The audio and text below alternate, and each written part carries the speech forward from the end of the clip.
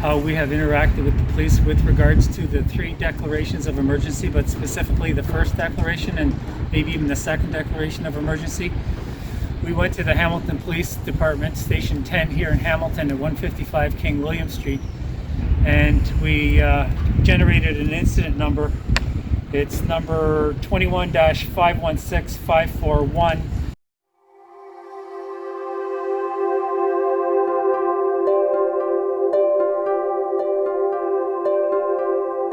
We have a group out here that would like to report some crimes, and we would like to get a statement down. Yeah, sure. You know what? This microphone here isn't very good. Do you think you could, do you have a phone with you? Can you just come out in person so we can speak? Just 1 second. Yep, thank you very much. What kind of crimes are you looking to report? Murder? Okay, just a second, please. Yep. Murder as in lockdown suicides becoming murder, as there are deaths of despair, child suicide evidence package, so children have committed suicide as well as adults, so that becomes murder, especially when the criteria, circumstances, and the resources were never detailed out to the population of Ontario through due process, as is guaranteed in the Canadian Bill of Rights.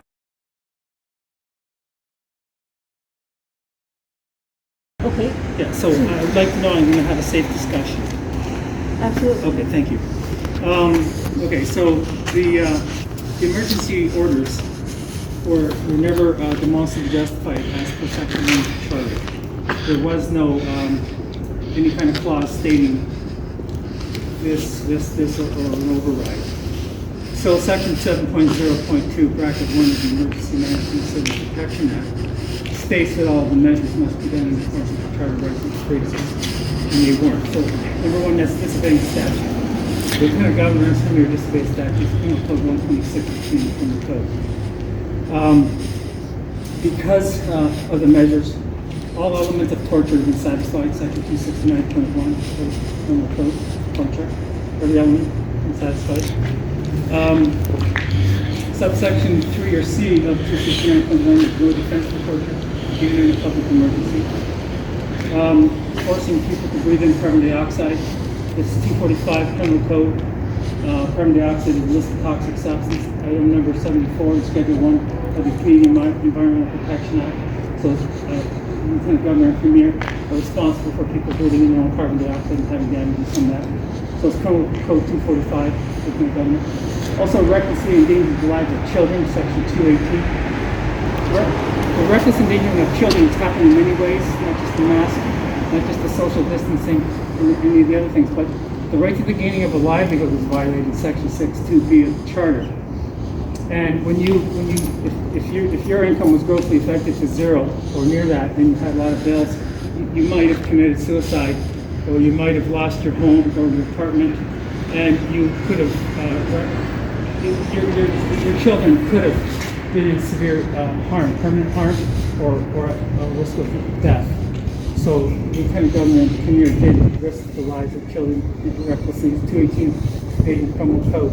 Some children did actually commit. And there are suicides. And because the measures were never demonstrably justified, as the report on the 129-day lockdown from March 17th, 2020 to July 24th, 2020, 129-day, the report on there never once discussed the resources, the criteria, or the circumstances for the declaration of emergency. So if there's never been any discussion of the resources, criteria, or circumstances, it's like saying I saw a ghost and everybody's saying ghost, and that would be a hoax. They'd be crying wolf. And so in that part, so this leads to a lot of things. So that would be hoax regarding terrorism, Section 83.231, subsection 1. And also it would be domestic terrorism, Section 83.01, bracket 1, bracket B. And because there's a death with regards to terrorism, it's life in prison. And because there's also suicides during a lockdown, including children as low as young as 8 years old, putting a hairdryer in the bathtub saying, I don't want to be here anymore. So that becomes Section 229, subsection C, murder. Culpable homicide is murder.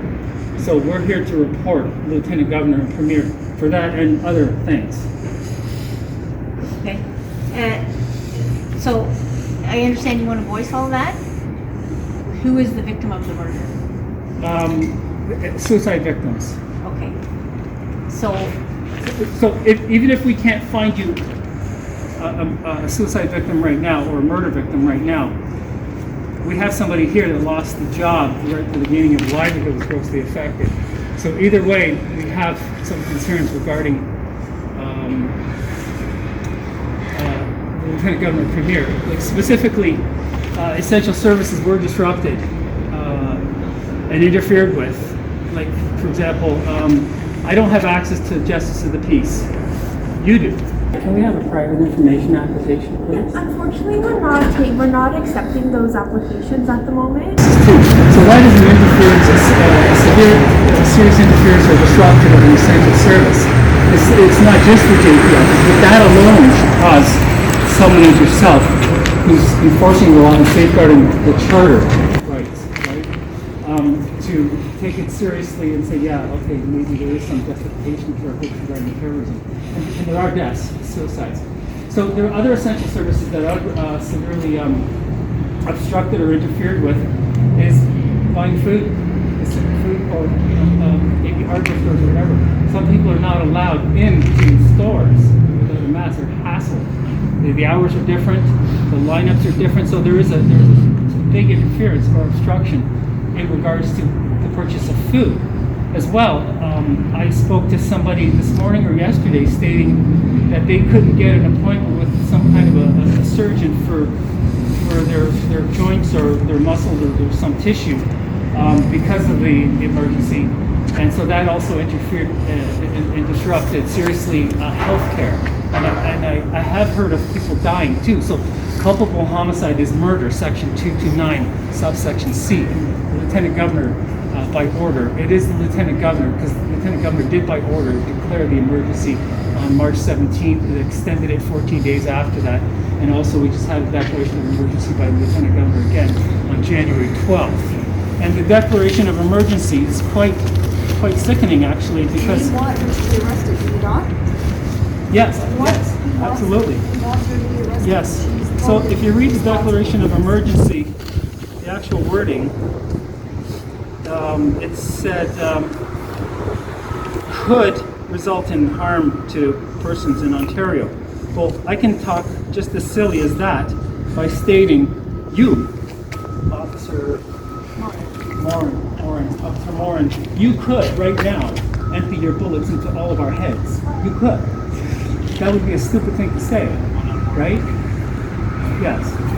So that's the same kind of speaking words that the Lieutenant Governor has in I've the heard declaration. some of your concerns. Yes. And I appreciate you expressing them.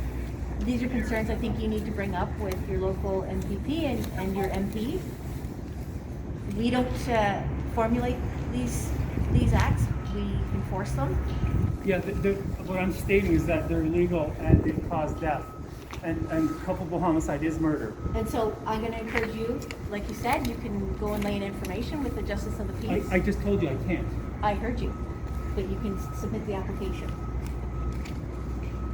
Unless you have a murder that's actually occurred in Hamilton where we have a suspect, you're incorporating everybody that has committed suicide.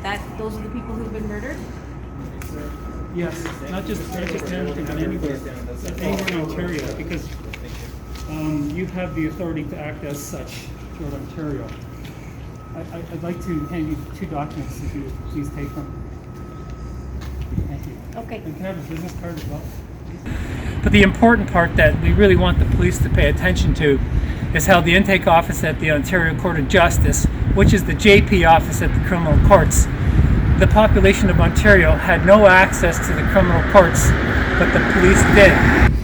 So having said that, we regularly attend police services and are making criminal complaints because we believe that criminal code violations are occurring, and we believe that the police are not using the law